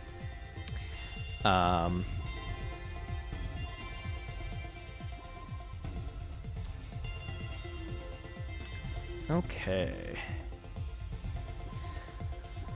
How's our game looking? Grass Pellet using that Magic Mino. Got a quick 18 Perfectress, but Espeon with a killer defense there, only receiving 4 lines. And with the player of Espeon's caliber, that's not what you want to happen as a team player. But yeah, this team has a lot of potential for big zone attacks, so we'll see if they can muster something up for this next zone. Now, Espeon is rocking the Tetramidian. It can be a double-edged sword, like I mentioned earlier, with the randomness of its attacks. It could be weak, or it could be absolutely mind-boggling how strong they are. Tends to take a little bit longer to charge your Tetramidian attacks because the randomness can be something that's hard for the team to deal with.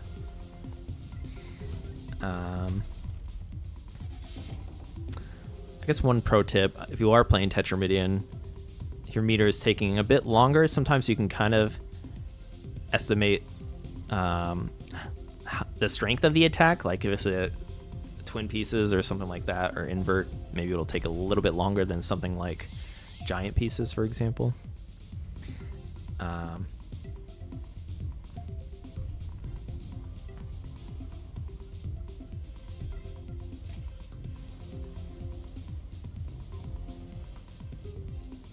Espeon decides to defend, get rid of these 2 rows, probably knowing that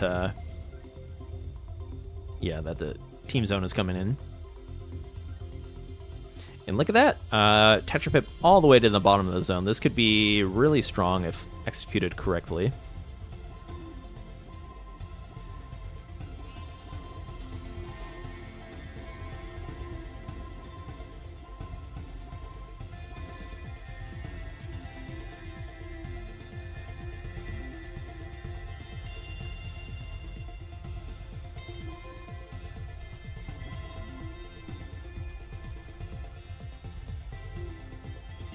Oh, Neo saying, had the OG Luminous release on Steam for a really long time.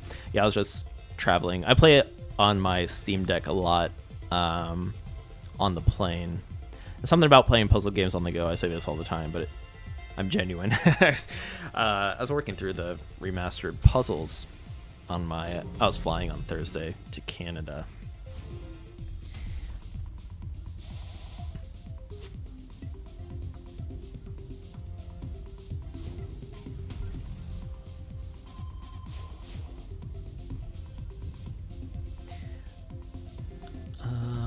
Okay.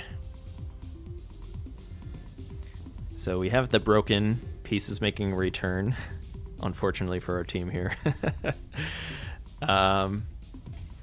So SB unable to defend a little bit during the stall, and it looks like broken just finished.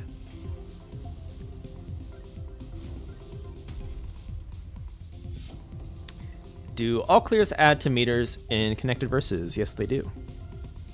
I don't think the bonus is significant, but there is a bonus, right? I can't remember the exact bonus off the top of my head compared to like Tetris's and T-spins, but it's not as much as, say, like a zone battle all clear would be.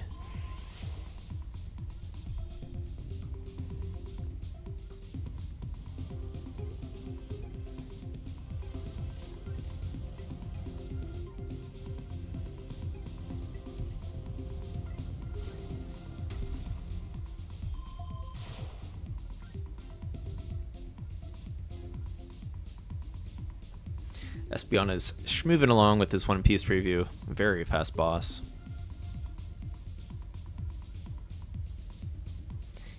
Oh, misdrops the Kaiden T-spin double setup. But look at that, resolves it with a super T-spin, where it kind of has that square notch. Ooh, fast. So this is another thing with Tetramidian. When you don't know what the attack's going to be, like an attack like fast, I feel like catches you off guard, or what other ones would really catch you off guard? Like giant pieces, for example, when you're not prepared for it. And when you play against Taurus, you can like anticipate giant pieces and have your board ready for it. When Tetramidian hits you with some of these attacks out of nowhere, it can be over. That fast, I think, caused a few misdrops for some of our players. But GG. That will be it for tonight.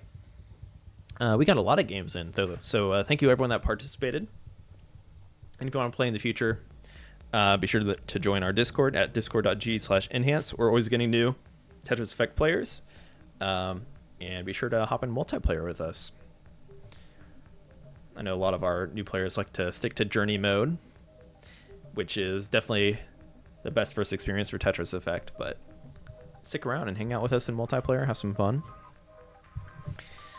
Okay, so that will do it for tonight's showcase. I do want to raid, I believe there is a Tizago tournament happening. Let me double check. Yep. Is it Summer Showdown? So we'll say hi to that event. I believe Ferox is playing in it. We'll see if Ferox is live. Our lovely enhanced moderator.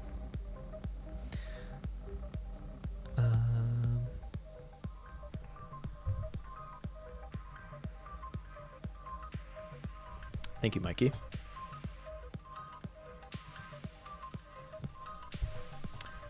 All right. Tizago, Tayo, Java. So if you're here on Twitch, stick around and support Tizago, who's been hosting regular zone battle events. And I believe we have some pretty high-level matches tonight if you're looking to see the best of the best out there. If you're on YouTube, I don't know if Tizago streams YouTube, but either way, be sure to support the tournament. We have community tournaments in our Tetris Effect category on the Discord if you ever want to keep up to date with these and participate in these community tournaments.